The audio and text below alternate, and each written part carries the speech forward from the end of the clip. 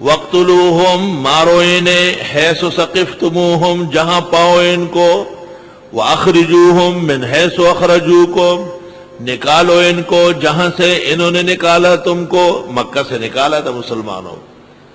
وَالْفِتْنَةُ أَشَدُّ مِنَ الْقَتْلِ اور یہ مشرکین کا فتنہ زیادہ خطرناک ہے قتل و غارت گری سے۔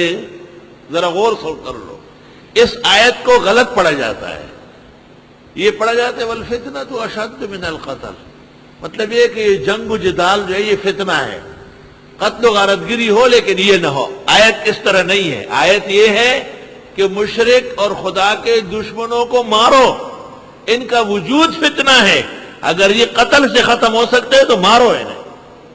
سمجھ گئی بات؟ والفتنة اور یہ مشرکین کا وجود، دشمنان خدا و رسول کا باقی رہنا، یہ بہت زیادہ خطرناک ہے قتل و غارت گری سے بھی۔ وَلَا تُقَاتِلُوهُمْ عِنْدَ الْمَسْجِدِ الْحَرَامِ حَتَّى يُقَاتِلُوكُمْ فِيهِ مت قتال کرو ان مشرکوں سے مسجد حرام کے سامنے یہاں تک کہ وہ قتال کرے تم سے اس میں۔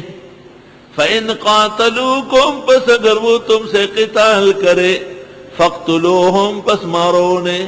كَذَلِكَ جَزَاءُ الْكَافِرِينَ اسی طرح سزا ہے کافروں کی۔ فَإِنِ انْتَهُوا پس اگر وہ باز آئے فَإِنَّ اللَّهَ غَفُورٌ رَحِيمٌ پس بے شک اللہ بخشنے والا رحم والا ہے۔ مسجد حرام کے احترام و ادب میں قتل و غارت گری تو جائز نہیں ہے، لیکن اگر وہاں کوئی حملہ آور ہو جائے تو پھر اس کا مارنا جائز ہے۔ 1980-81 میں حرم شریف میں فتنہ ہو گیا تھا اور اس میں تمام غیر مقلد تھے۔ پیر جھنڈا کے 2 بیٹے نور الحق اور ایک اور، دونوں اس میں مارے گئے، تمام غیر مقلد تھے۔ امام مہدی کا دعویٰ کیا اور امام سبیل کو پکڑ لیا، لیکن وہ چھوٹے قد والا ہے، کسی پختون سے جناح قبلے کے سر پہ رکھا اور بھاگا۔ اور پھر جب بادشاہ کی طرف سے حملہ آیا اور جنرل ضیاء مرحوم نے بھی بھرپور مدد کی بادشاہ کی، پورے کمانڈوز بھیجے،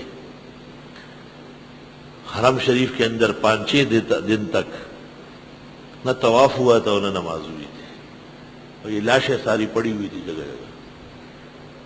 توبہ!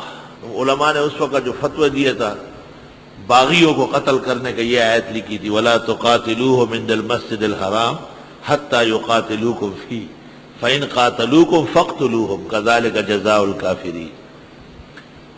وَقَاتِلُوهُمْ لڑو ان سے حَتَّى لَا تَكُونَ فِتْنَةٌ یہاں تک کہ نہ رہے یہ کفر کا فتنہ، وَيَكُونَ الدِّينُ لِلَّهِ اور رہے دین خالص اللہ کا۔ فَإِنِ انْتَهَوْا پس اگر یہ باز آئے فَلَا عُدْوَانَ إِلَّا عَلَى الظَّالِمِينَ پس نہیں ہے کوئی زیادتی مگر ظالموں کے ساتھ۔ الشہر الحرام بالشہر الحرام حرمت کے مہینے حرمت کے مہینوں کے بدلے میں ہیں، والحرمات قصاص اور حرمتوں کا بدلہ لیا جائے گا۔ تم نے کم بے اعتنائی کی، کم بدتمیزی کی، نبی آخر زمان کو کیسے کیسے تکلیفیں پہنچائی۔ فَمَنِ اعْتَدَىٰ عَلَيْكُمْ پس جس کسی نے چڑھائی کی تم پر، فَاعْتَدُوا عَلَيْهِ پس تم بھی زیادتی کرو اس پر، یعنی بدلہ لو، بِمِثْلِ مَا اعْتَدَىٰ عَلَيْكُمْ جتنی چڑھائی اس نے کی تھی۔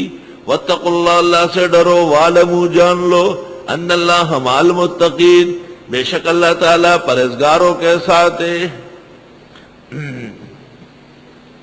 اللہ! صحابہ کرام نے ایک موقع پر ایک جگہ حملہ کیا تھا،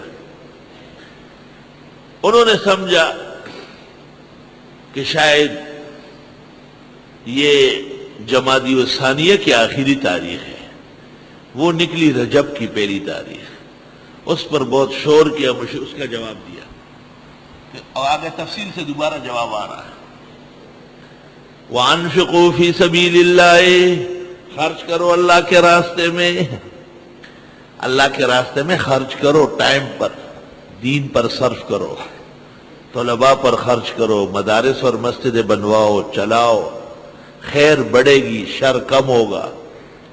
وَلَا تُلْقُوا بِأَيْدِيكُمْ إِلَى التَّهْلُكَةِ، مت ڈالو اپنے ہاتھوں سے اپنے آپ کو ہلاکت کی جگہ میں۔